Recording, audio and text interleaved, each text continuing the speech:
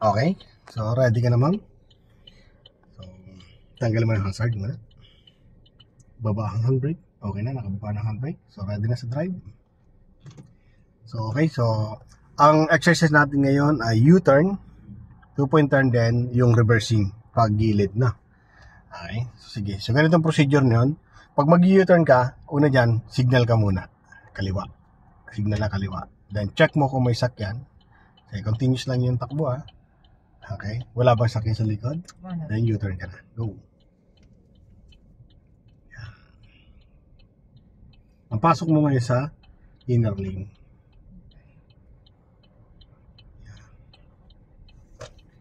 Position. Very good. Then, na-position mo yung sakyan mo. Then, stop. Nilagay sa reverse. Saka mo ilapit yung side ng kaliwa dyan sa guhit na yan. Yan. Combination to ng pag-reverse, pag-position ng sakyan, saka pag-gilid, no? Sa mga gutter, pag-gilid yan. Ano? Kailangan mo din masagasaan yung guhit na yan. Kailangan maigilid mo siya. Pag-position na, okay na. Okay na siya? Yan, kailangan itama mo. Yes. Okay, let's stop. So, lagay mo ulit siya sa drive. Push ulit, kante. Then, check muna side mirror. Kung wala dyan, signal ka. Kaliwa. Go ka ulit. Then, U-turn tayo ulit. So, ngayon, medyo bitin yan. Kaya stop ka dyan, ano. Kasi abutan mo yung aking yan. Sige pa. Pag mga ganyang position, malayo ba yan? Sige pa. Okay, stop. Then, lagay sa reverse. Then, manibela dito. So, habang iniikot mo yan, yung brake mo, bitawan. Okay? Then, silip dito. Stop muna. May sakyan. Okay, naka-malis siya. Okay, then go. Lapitan mo yung guhit na yon. Tapos dyan sa kabilang side, lapit pa. And stop. Then, lagay sa drive. Then, todo manibela mo doon. Sabay tinotodo mo siya, pakawalang brake mo. Very good. Then, balik dito sa outer lane tayo. Outer lane. Pasok sa outer. Position mo siya. Ganda mo na position. Kanti pang kanan. Then, gitna. Okay. Then, stop. Lagay natin sa reverse. At dito ka naman tumingin. Igilid mo itong sakyan mo dito. Okay.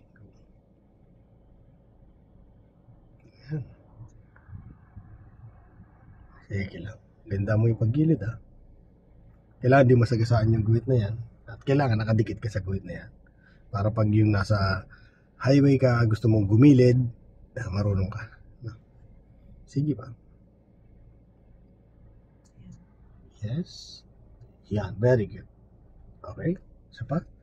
So, drive ulit. Then, go. Dahan-dahan lang. Signal ng kaliwa. Silip sa kaliwa. Pag wala, U-turn. Go.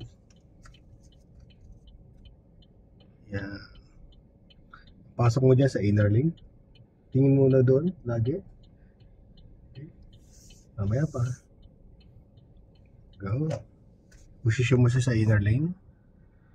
Kailangan mai-correct mo siya ng tama. Sige pa. Kaunti pa. Very good. Then stop. Then lagay sa reverse. Then gamitin mo sa mirror niyan. Ito, igilid mo na sa gilid ng guhit na naman. Sige lang. Ganon din, ano, huwag mo sasagasaan siya. Basta igilid mo lang. Yan, dikitan mo lang yan.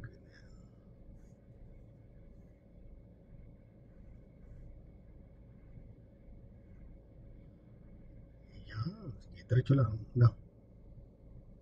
Okay na? Okay, diretso lang. Diretso lang muna.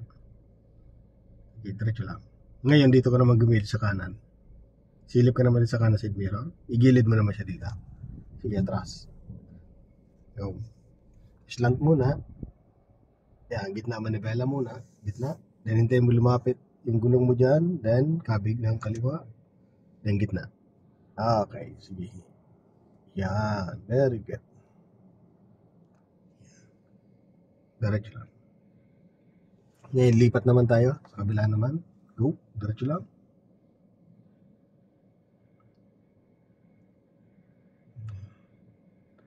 Gitna mo na ma-develop.